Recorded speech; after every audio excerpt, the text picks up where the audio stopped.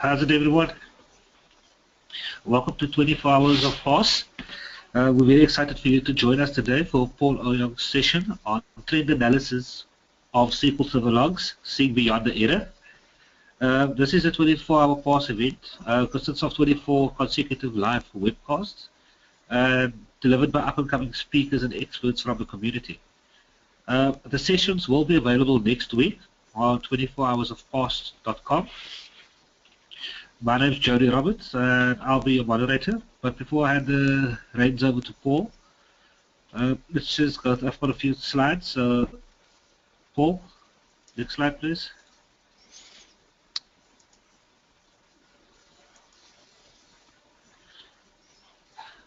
Okay, so if you require any technical assistance, please do type in the screen, and somebody will help you in the Q&A field. Once we have the Q&A sessions going, we'll help you there. Also, just a note on that, if you have any questions, I'll try and answer them, or we'll try and answer them during the session, but if we could keep the questions till the end of the session, that would be very much appreciated, because that will allow us to finish, to get in all the content, put all the content into the session. Next, please, Paul.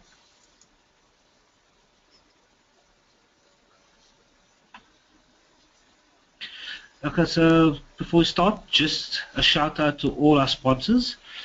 Our presenting sponsors, Microsoft, Cisco, Dell, and SolarWinds. And also, and our support sponsors, which is SQL Sentry, HP, and SolarWinds. Before I hand over to Paul, I'd just like to bring you to your attention. Next one, please, Paul. Is the up-and-coming Parse Summit for 2015, taking place in Seattle, Washington from October 27th to 30th. Parse 15 will feature over 200 sessions with world-class SQL Server experts. The entire conference is planned and presented by the SQL Server community. Parse has grown into the single largest gathering of SQL Server and BI professionals. Over the last year, we've had over 5,000 attendees from around the globe come and attend, and it's a great way to meet the experts, great way to network, and come and meet some of the guys that are on the SQL team that write the actual software that we all love. So, Paul, over to you.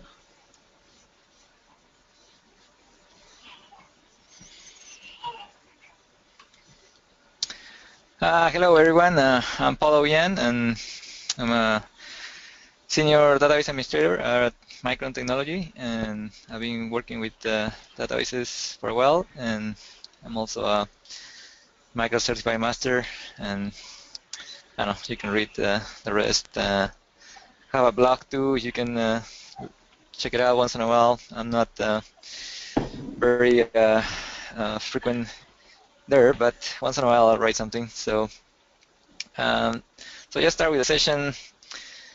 Today I'll talk about trend analysis of SQL Server error logs and see how we can see beyond the error.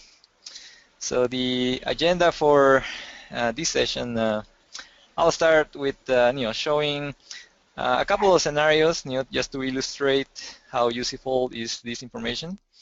And then I will walk through how we collect these errors automatically using PowerShell, and then we store these on a central database so it can be visualized or reported easily. So on the first scenario, let's say you have an error that you find on the log, and it's about 10 dB filling up. And then it recovers itself, so you don't have to do much, but you see this error on the log once in a while. So then you wonder, when did it first occur? Is there a trend? If I add space, will it fix it? Will it stop reoccurring? So how do you normally find these answers manually? So you will go to Management Studio, for example, and you just pull the error log. And then you can filter for example, just 10 dB, just look for the string 10 dB, and it will filter all your errors about transaction log full, for example. And then you have to select each of the error logs. Remember that SQL Server keeps by default 7 error logs, so there is 1 current error log and then 6 archive error logs. And then every time you restart SQL Server, it will create a new one. Or if you run the SP cycle error log, it will create another one, and then it will roll over. So you only keep 7. So sometimes, if you want to go, let's say right now, the error logs are May, April, March, but February is gone, right? So if I want to see a trend since February, the information is gone. The error logs already roll over. So what can you do? So what if you had this, right? It's a report, but all the information about errors was collected for you automatically. So you already has the number of occurrences per date. In this case, is weeks, and you can see when it started, and if there is a trend, we can see maybe over here is an upward trend, and then something happened over here, and then maybe there is a downward trend. So you can see graphically what's going on day by date. And it turns out that somebody already added space, but it didn't fix the problem. It keeps reoccurring. So you need to do something else. And then later on in the slides, I will explain why there are categories and instances here. But this is just a preview of what we're going to see later on. So once you have this information and you can do some trend analysis, and that adding the space is not going to fix it. So now you have to find out, what changed. What changed in the code. You ask the application team or developers. Of course, they will say, oh, nothing changed. So now you have to capture the query. You can use extended events or profiler traces or DMVs. And once you find the query, you have to tune it, see why it's filling the log on 10 dB, and then you can have a solution so you can prevent it from reoccurring. Another scenario, this is another example of how useful this information can be, is you find some sort of corruption error on your error logs, and then you also wonder, when did it first occur? What other SQL servers has the same error? Will DBCC fix it? And then how you find the answers manually. So similar to the previous scenarios, you go to each instance of SQL Server, and then you have to look at the error log. You can filter by the corruption error number 608, for example, and then you have to select every log. There are 7 per instance, so you have 3 instances. 3 multiplied by 7 is 21, so you have to look on 21 of them, and sometimes maybe you already roll over, so maybe you lost the information. But what if you had this? You already had all the error collected for you automatically, and you can see which other instances have the same error. In this case, the 608 error. And then once you have that information, you can, instead of just running DBC on each one, you can, try to figure out, if they're in the same storage array, maybe there is a common denominator here, or if they're in the same SQL Server version, and then you can check if it's a bug. In this case, in this particular scenario, it was real data, and it was a bug on SQL 2012 SP4 or something, and then it fixed it on the community update 7, I think. So some, that's the way that you can see that this information can help you find solutions to common problems that you can see on the error log. So how do we get this information? So this is a process that I call, when data becomes information. So we start with collecting the data from multiple targets or instances. So it's an error collection using a PowerShell script, and it's centrally run from a server that I call the central database, and it goes to each server and store it centrally on a database, and then we can create reports from it using SQL Server Reporting Services. So right now I'll talk more about the first step, that is how to collect the errors, and I'll show you it's a PowerShell script, but this is the pseudocode, and this script is scheduled in a SQL agent job, and let's say you can schedule it to run every 4 hours. So every time it starts, it has to execute this PowerShell script. So what I do is, for each instance over here, it will loop, and then for each instance, this loop will try to find what was the last time it ran. So you will start from there, so you don't have to process the same data again or insert duplicates to your central database.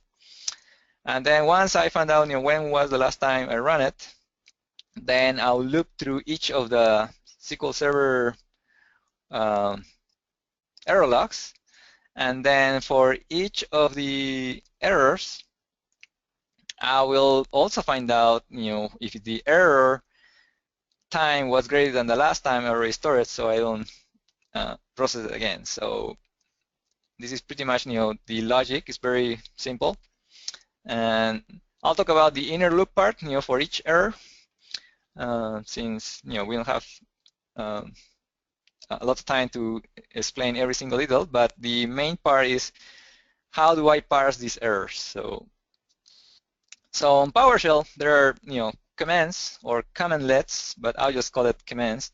One of them is select string, and here I'm showing you how the log looks like, and as you can see, the error in this case is a login error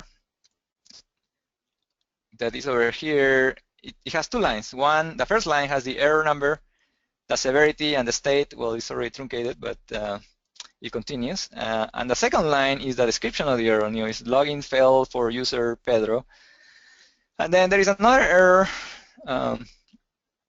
below it that is also 2 lines. So every error has 2 lines.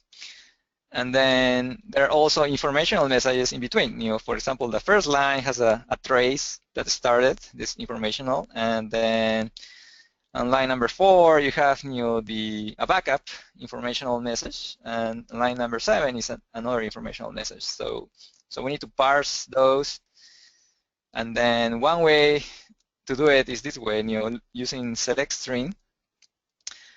And when I use select string, I can pass a parameter called pattern, that what it'll do is it will search for a pattern string that you specify, in this case error, right? So I'm looking for the error string on the error log, and it will return, if it finds matches, it will return the line number. So in this case it will return line 2 and line 5. And also on this particular command is base 1.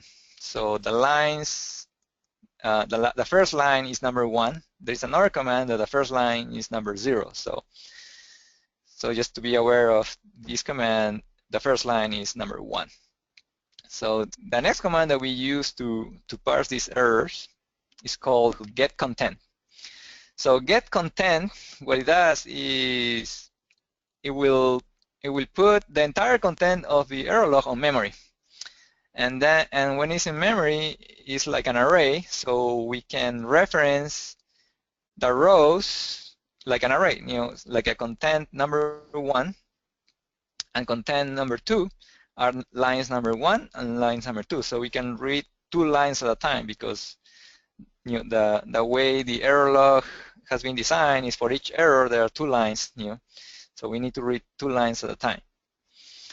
So the next command that we use to parse is and this command is base 0. So the first line is number 0. If you remember the previous command, select string, the first line is number 1. So we need to be aware of which one is what. So then to parse particular strings, we use the substring function. And for example, for the error date, so we know that it's 0 base, so the first line is 0, and also the characters are 0 base, so the first character is number 0. So if we want to parse the date, we can use the substring command. So start from 0 and ends in 22. And we know it's the first line, or line number 1. And then if we need to parse the error number, we know it's also on the first line, or line number 1, and start on character number 35. But on PowerShell, you can also do substring or the substring. So because I only want the error number, I don't want the rest of the text. So I can tell to do a substring of the substring and start from 0 until the first comma. And there is always a comma after the error number, so I already know that I can parse it out this way and delimit it there. And then what I do is I just remove the error because I'm not interested in the string, just in the number, and replace it with blank. Then the message is the line below the error number. So in this case, it's line number 2. And we know that it starts also on the character number 35. And then I replace the quotes, the single quotes on Pedro, because when you insert things on SQL Server, the single quotes are delimiters, and you can escape those or change it the delimiters, but just to make it easy, I'll just replace them and with blank, so I don't have issues inserting data. And then once I have this data parse, how do I insert this data from the log that I read on memory to a database? So the next command does that, and the easy one to do is invoke SQL command. That's the easy way to query a SQL Server database. There are other ways to do it. You can use SMO, or you can use .NET, but the easy way to do it is just do invoke SQL command, and it will do it for you. And in this case, I'm using a store procedure called insert errors, and we will see that in detail what this store procedure does. But in this store procedure, we just need to pass the parameters of the data that we just parsed, and the name of the instance, and that's it. Your data will be stored on the database. So how do we put all these commands together? So this is the part of the demo. Let's see. And here I have a VM on the cloud. So this is a PowerShell script. On the past website, I think the scripts are already, all my demo scripts are there loaded, so you can download it and play with it.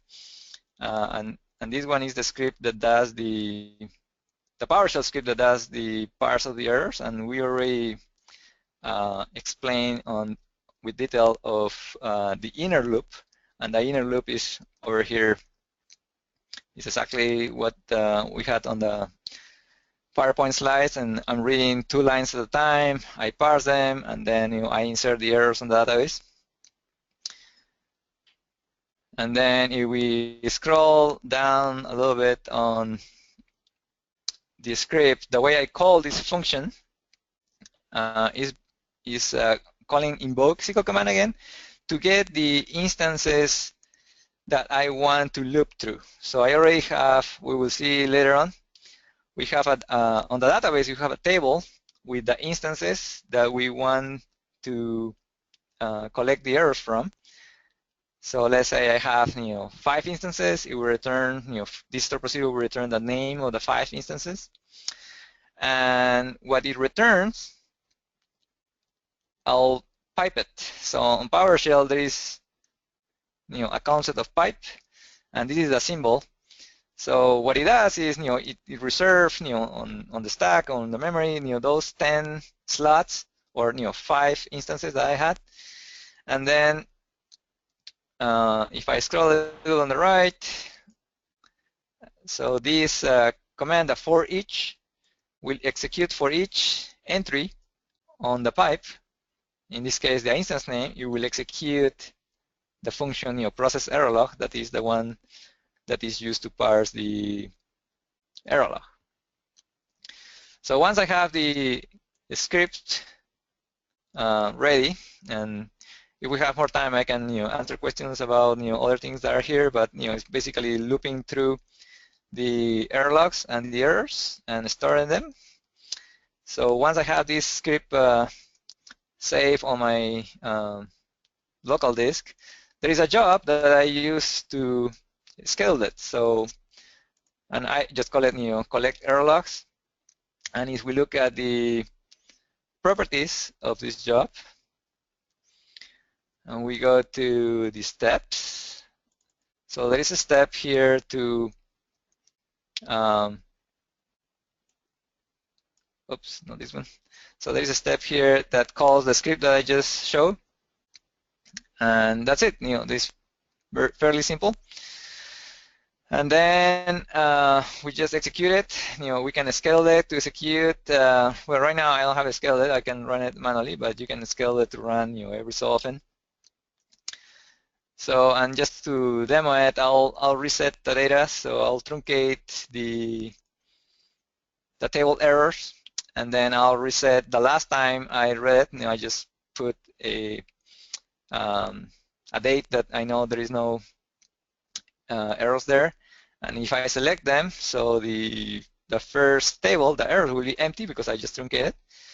And then the instance name, in this case, I only have one on my VM environment. So, and then I reset the time. So if I run this job, oops, over here, if I run it, it will parse the errors that are already there on the error logs on this machine. It will take a few seconds to finish, already finished. And now if I rerun the same query over here, now it returns already parsed all the errors. See, it has the data that we parsed is the error date, the error time, the error number, and the text, and the error category. And we will explain this, what error category means. And the instance name, in this case, is the only instance that I have.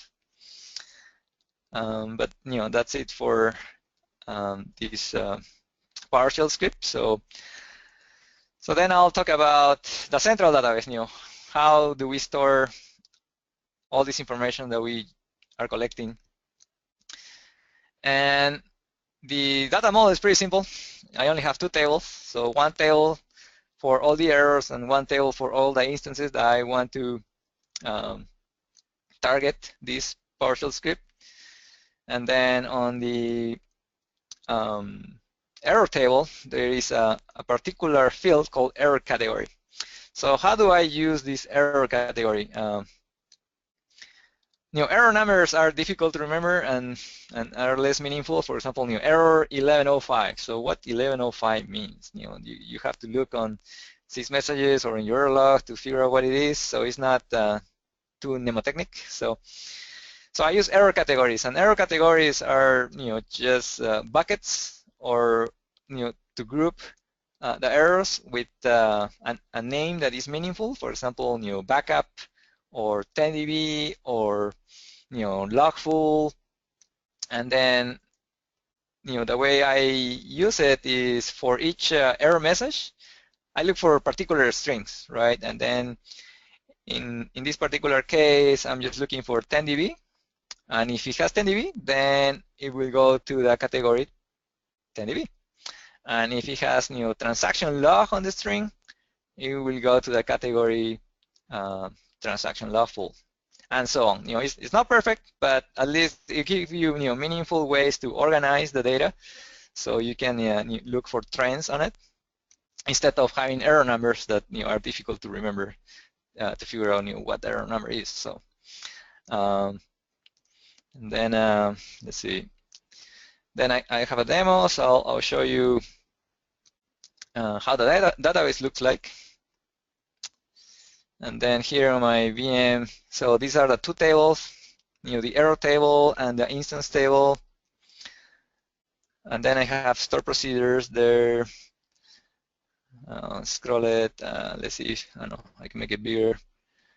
We can see it better. So I have my two tables here, and then I have the store procedures. So the insert errors is the one that we saw on the PowerShell script.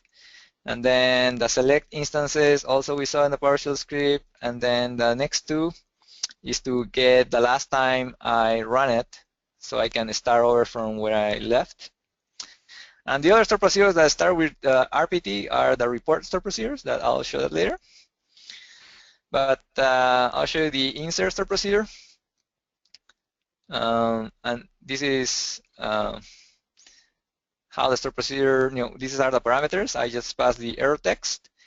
And then once I get the error text, I just do a case statement to categorize those errors. And I just look for particular strings. If it has 10 dB, 10 dB. And for corruption, for example, I look for corrupt or allocation unit or integrity or consistency or DVCC that are all related to something with corruption. So I've just categorize as corruption. And then once I get the category, I just insert the data, and it's a simple insert statement. Nothing complicated.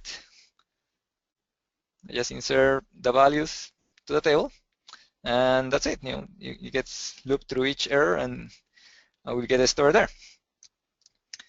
Then let's see. Let's go back to my slides. So the next thing that I was going to show is, once we have all these errors collected and we have it in our database, we can write reports about it, and we can slice and dice the way we want it. So we can summarize data and then present it in different ways. So I'll show you, there is one way to do it, but instead of showing you screenshots on the PowerPoint slide, I can show you live data. If I go back to my VM, so there are 5 reports that you can also download from the 24-hour Pass website. And the first report is this one, and this one is the main report. So if I click on it, it will show the data that is there. And in this case, for example, there is these are the categories that I was talking about. So I already assigned a category to each error, so I can group them, and then there are order in descending order of the number of occurrences. And then if you see these rectangles here, they're called data bars in reporting services. So you can visualize which one has the most number of occurrences. So the other column is called instances. So for this backup that is highlighted in red, what are the instances that have the same type of error, backup error? There are here, and they're also ordered in descending order. And I'm also using the data bar in reporting services that is over here, just to visualize, which one has the most occurrences.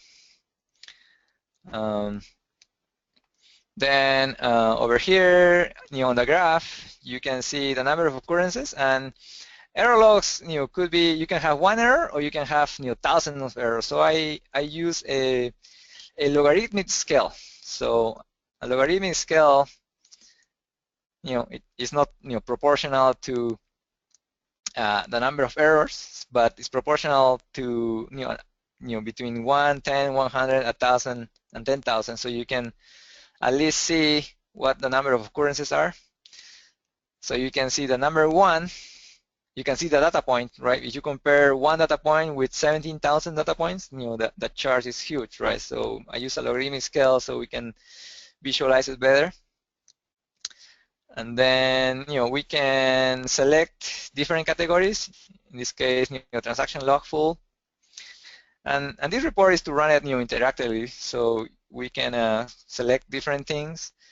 We can select login, and every time I select, is calling the same report but with a different parameter. And I'll show you that in a little bit. We can have, click on 10dB, for example. Or we can click here in corruption.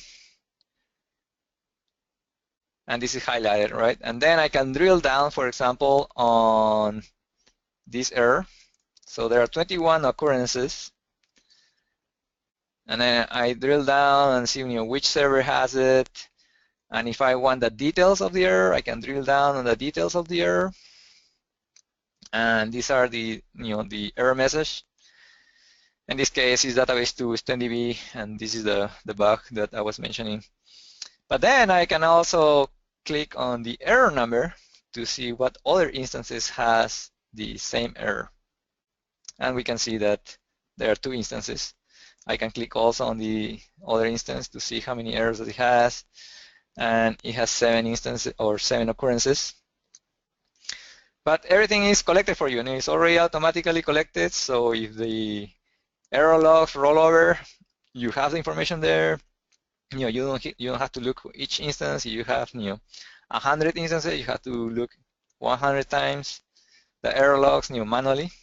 But if you have a PowerShell script like this, you can automatically have this information, and then you can use it to find solutions to it and have a different view of what is going on with your databases, right? So, and then I'll show you with, you can, in this reporting services, you can click on Report Builder, and you can explore how the reports look like. And the first thing about writing reports is you have to create a data source. So I'll show you, this is the data source, and I'll make it a little bigger so you can see it. And then on my data source, the first thing I going to declare is what's my server and which one is my database. And then I already have my data source. Once I have my data source, then I have to create my data sets. And the data sets are here, and it has the same name as the store procedure that is on my database. So all these report store procedures has a corresponding data set on particular reports. And for example, the report category trend is the one that is used for this chart. And we can look at the properties, and we can see that this is calling this store procedure. And then you can also do the query designer, and it will tell you how the data looks like. And I was, as I mentioned before, they are grouped by category, and these are the categories, and this is the count. So we can chart it using a line graph, for example. And this is over here. So this is the line graph, and if we, for example, want to see the chart properties that is using the same data set. So this is the data set I'm using. And then we have the x-axis at the time. Something particular about this is you are using this, you can do, you have to choose a scalar, because by default it's category, but if you choose a scalar, it will look nicer. And then I pass what are the minimum and the maximum values. And this is the report date interval mean, that is a data set over here. So, and then the interval is either 1 or 7. 1 is for days and 7 for weeks. And those are the parameters. So the report has parameters here, and these are all the parameters that I passed to the report. And these parameters are also used on the stored procedures. And for example, here, if I look again, these are the parameters that I pass. They are the same parameters that are over here. And then if you want to see how did I do the calling the same report with different parameters, I have these tablix, and the tablix, or on the text, has a property called action, and here I can tell them what to do every time I click on it. And in this case, is going to the same report, category trend, but I pass the parameters, and they are different according to what category I selected. And these are the category values that are there. And then if you want to see how do I change the color, there is an expression for the color, and I have it here that it says, if the category on the report is the same as the category on the data set, then turn it red, and if not, turn it gray.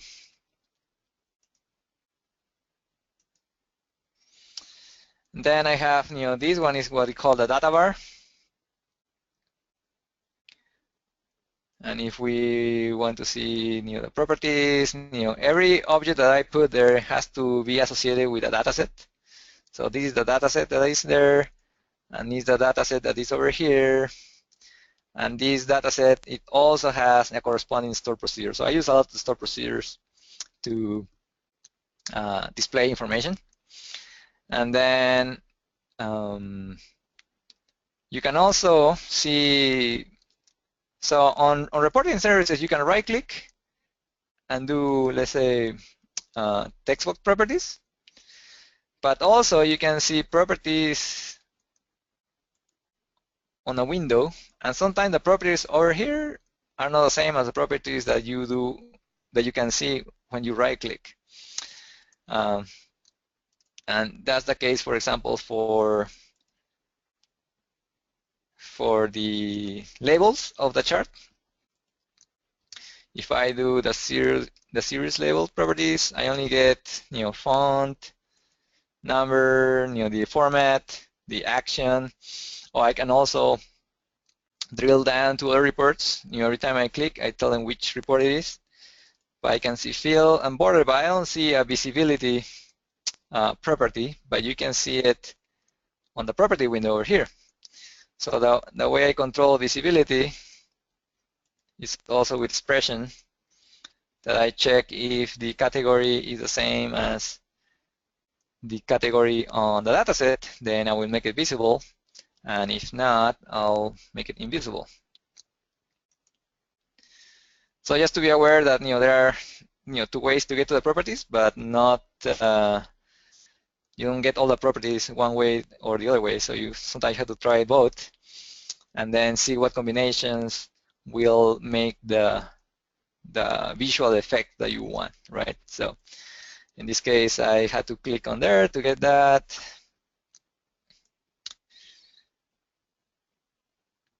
So on the instances, it's also similar. I have data sets over there, and here I tell them to jump or to go to another report called the instance trend report, and I have the parameters pass. So it's a way to make the report very interactive. So depending on what you select, you can have different data visualized, and you use the minimum amount of reports, because all the reports are being reused. Just the parameters are the ones that change. But all the reports looks like this way. Just to give you an idea of how the reports are made. They are not too complicated. Once you get used to where the properties are to make the visual effects that you want to, and we can look the reports, and every time you click, that's where those parameters are being changed. And login failures, for example, I don't know if you ever had application developers that maybe they change the password on some applications, but they don't change it on all of them. You can see here. And then I keep all the data anonymous, so there is real data, but I change the names and the IP addresses, so I don't reach confidential agreements. So they are here, and that's what I have for reports. And as you can see, once you have this data, you can think about what things can you improve in your environment, and you can show progress in your environment. So I will look back to my slides. So these are the same slides over there. I put screenshots here, so we can see trends easily. The error messages, the error on distance. I already did the demo. But then, in summary, that's the way that you can, see beyond the error. You can, if you look at one error at a time, you can, think about a solution. But if you see several errors grouped together, looking at trend, you will think, on a different solution that will prevent it to be reoccurring, right? So, and that's all I have. And I guess I'll turn to Jody for questions. Paul, we've got a few, a lot of it compliments. Oh. Was awesome one.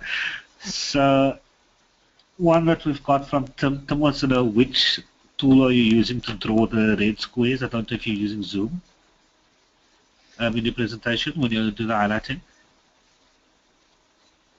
Oh yeah, I'm using Summit. So. Okay, cool. Summit, eh? Yeah, let's see. And then we've got Carmen wants to know if the RDLs will also be available as part of the downloads. The what? The reports, if they'll be available. Yes. All the reports, the PowerShell script, and the scripts to create a database, they're all available on the PASS website, so you can download it and play with it. So. Okay, and then we've got some suggestions, or more like a recommendation from Visham, who says one service may be in different time zones, so another date time may be needed, which will be useful for some cross-analysis. And then two, sometimes dealing with a particular error depends on SQL Server version, so another lookup table may be needed for each server with some metadata like server version, edition, and so on. Yeah, that's right. So if we want to deal with servers with different time zones, we can also store in UDT time.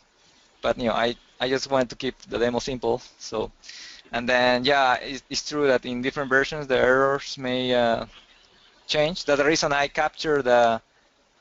That's the reason I don't use the sys messages table. I could use the sys messages table, but I capture the real text message and the error number that was displayed originally on the error log, so we can avoid the different versions. But but yeah, it could be enhanced, and it could be I just present a simple approach, and everybody can leverage this information and do it, customize it the way you want it. So.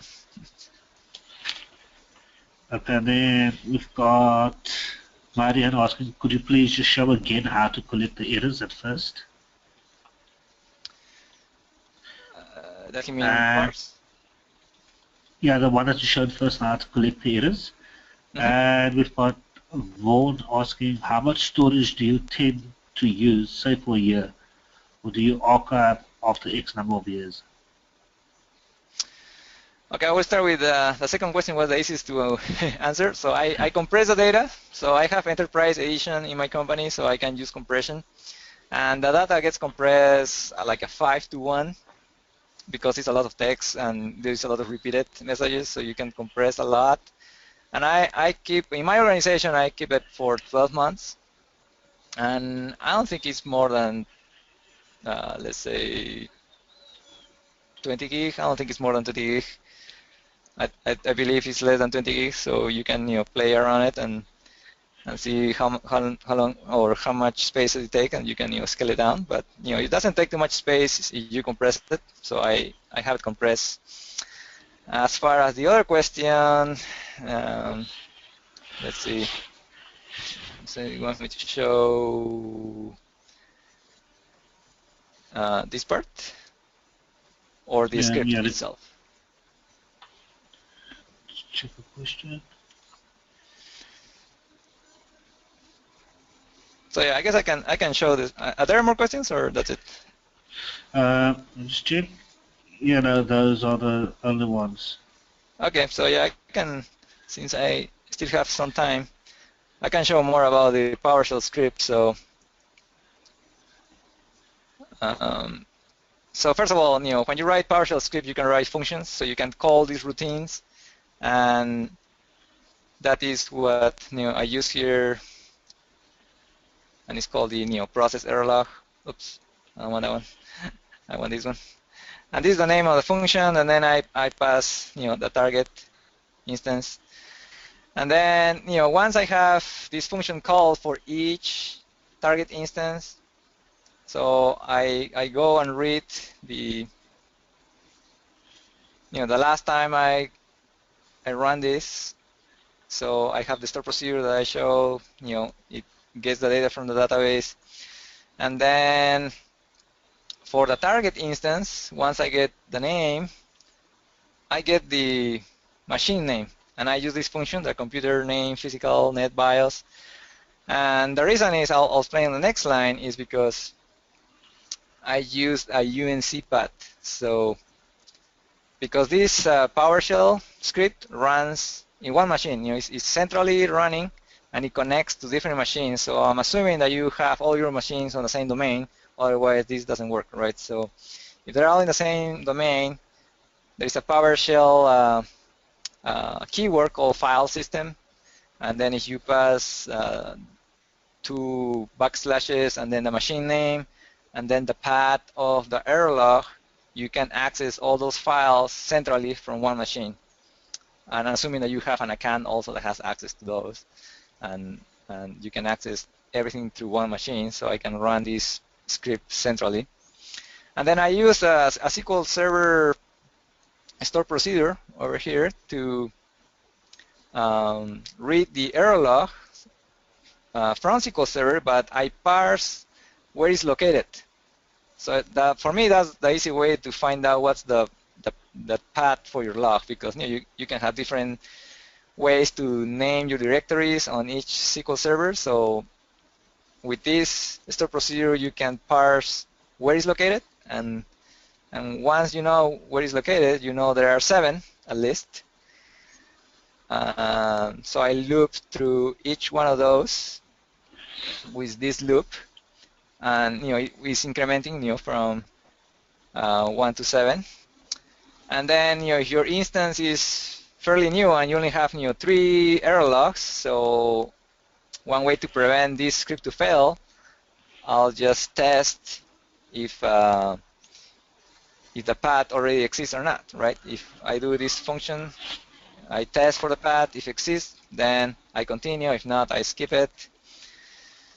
Then I'll get the last time or the last write time on the file, so I can short circuit, right? If there are files I already processed it, then I don't want to process it again, so I short circuit and say, oh, I'll skip what I already processed. That's what I do with this if statement here. I compare the dates, and it's already there, And then once I decide to process, then I do the select string command to see if there are errors on this particular log, because it could be that the log doesn't have any errors, so why I want to process it. So another way to short circuit it and skip things that I don't need to process is to ask for or search for errors on the log. So if there are not errors, it will return null, but if there are errors, it will return the line numbers. And that's the reason I check here if it's null or not. And then the next command I use is the get content. And I have a note there that it's a best practice to keep your error logs small, because you're loading all this to memory, and depending on your central machine, how much memory free you have, you don't want 1 terabyte log to read into memory because you don't have 1 terabyte memory in your machine, for example. So just keep it small with sp cycle error log. And then once I get which one is once I get all the content on memory, I can manipulate each line. So for each error, I want to read 2 lines at a time. And remember that some commands return 0 base or 1 base. So in this case, the select string is 1 base, and file, the content is 0 base. That's the reason I subtract 1. But you can do the math, and then over here is where I parse with substring each of the lines for the data I want. And again, if I want to, yes. Sorry to interrupt. On that section where you are now, would it be possible, one of the questions from Amanda Santos is that, can you filter on errors per database? So could you then add that to in your code, in the PowerShell script? Per database? Could you filter per database, errors per database? Yeah, you could. If the database name is on the error log, you can parse different things. In this case, I'm just parsing very generic. You have the error number and your error message, but if you know that there is a particular string that you want to parse, database sometimes it's not always in the same position. So you could and you could not, but yeah, you can do whatever you feel doing. You can play with it, and this is just an example of how to do it, but this is the way I do it. I don't do databases because sometimes it's difficult to parse. It's not always on the same position. You need to know where in the error log is the database name to parse it, and some errors are in put the database name in different places. So I usually do it by instance name, and then I drill down to the error log and then look for the database. But if you find a particular string that has a particular format, you can parse it. But bear in mind that it can change. So cool. And then we've got 5 minutes left for questions. Leon asks, how do you categorize the errors?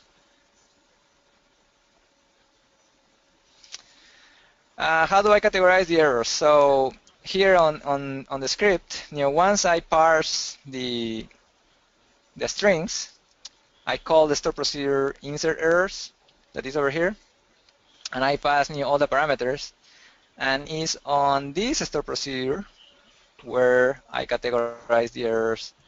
So if I look at the store procedure, that is over here, I pass the error text as a parameter, and then I make it all the same lowercase because you can have different collations on different servers, so I make it lowercase.